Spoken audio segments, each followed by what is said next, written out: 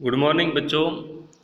आज हम कक्षा 8 में सामाजिक विज्ञान का अध्याय चौथा आदिवासी दिग्गू और एक स्वर्ण युग की कल्पना को आगे पढ़ेंगे। आज हम पढ़ेंगे कुछ शिकारी और संग्राहक थे।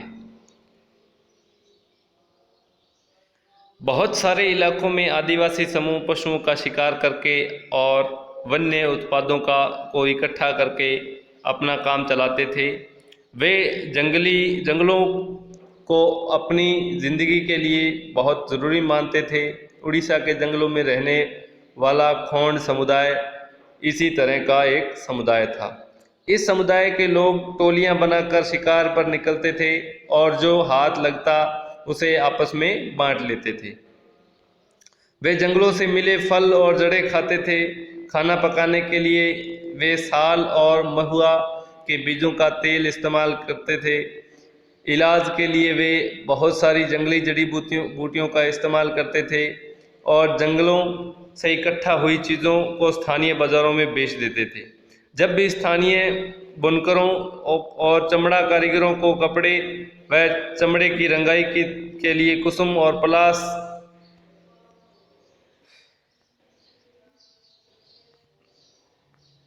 के फूलों की ज़रूरत होती थी, वे खोंड समुदाय के लोगों से ही कहते थे।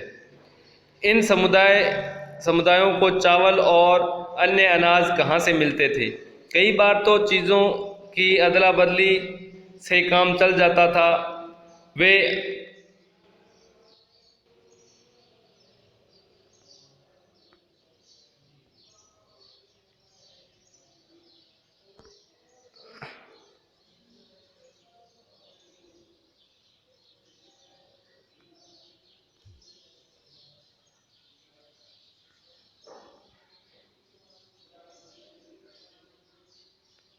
वे अपनी कीमती वन उत्पादों के बदले ज़रूरत की चीज़ें ले जाते थे।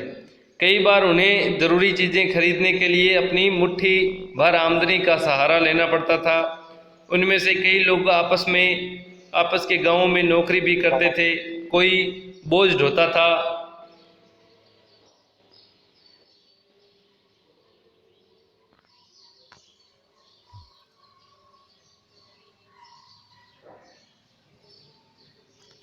तो कोई सड़क निर्माण कार्यों में नौकरी करता था।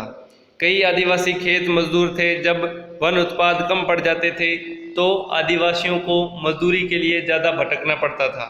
लेकिन उनमें से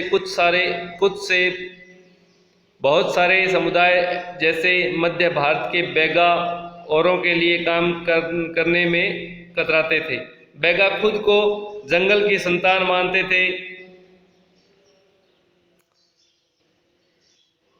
जो केवल जंगल की उपज पर ही जिंदा रह सकती थी। मजदूरी करना बेगाओं के लिए अपमान की बात थी।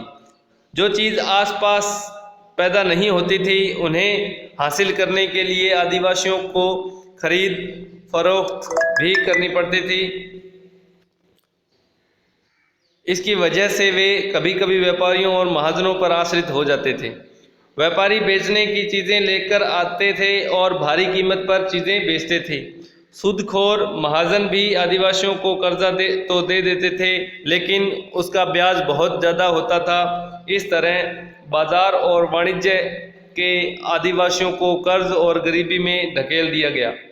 लिहाजा वे महाजनों और व्यापारियों को बाहरी शैतान और अपनी सारी मुसीबतों की जड़ मानने लगे थे। आज के लिए यह लेसन इतना ही। आगे का लेसन कल पढ़ेंगे। धन्यवाद।